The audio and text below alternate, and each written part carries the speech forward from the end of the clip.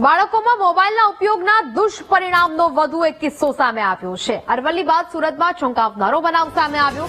ઇન્સ્ટાગ્રામના માધ્યમથી તરુણ અને તરુણીનો પ્રેમ થયો। 16 વર્ષની સગીરા અને 17 વર્ષનો કિશોર પ્રેમમાં પડ્યા।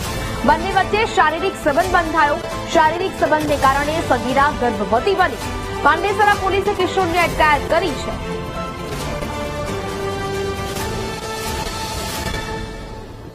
સંવાદદાતા ધ્રુવ ફોન લાઈન પર જોડાયા છે। ધ્રુવ, બાળકોમાં મોબાઈલના ઉપયોગના દુષ્પરિણામનો વધુ એક કિસ્સો સુરતમાંથી સામે આવ્યો છે, શું મામલો? બિલકુલ નેહા, જે રીતે આજે બાળકોમાં મોબાઈલનો વ્યાપ વધી રહ્યો છે, સાથે સાથે જે રીતે સોશિયલ મીડિયામાં બાળકોનો ઉપયોગ વધ્યો છે તેનું દુષ્પરિણામ પણ હવે જોવા મળી રહ્યું છે। એક પછી એક એવા કિસ્સાઓ રાજ્યમાંથી અને શહેરમાંથી સામે આવી રહ્યા છે, જે જોઈને પણ આપણને ક્યાંક વિચલિત કરી શકે છે। સુરતના પાંડેસરા વિસ્તારમાંથી પણ આવો જ એક કિસ્સો સામે આવ્યો છે।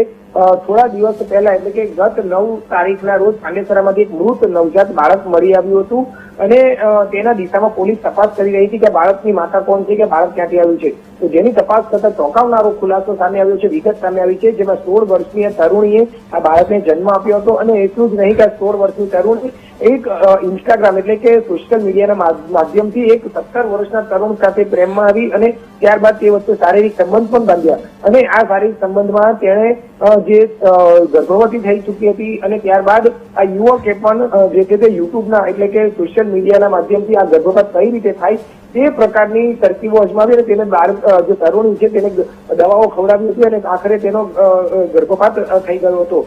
અને જયારે બાળક ગર્ભપાત થયો અને બાળક બહાર આવ્યું ત્યારબાદ તેને છુપાવવા માટે તે કચરા પેટીમાં બાળકને જે છે તે નાખી આવી હતી। જો કે પોલીસ તપાસમાં પોલીસ જયારે ઘરે આવી ત્યારે પરિવારને પણ જાણ થઈ હતી કે આ રીતની પોતાની દીકરી સાથે ઘટના થઈ ચૂકી છે અને આ રીતની દીકરીનો ગર્ભપાત થયો છે।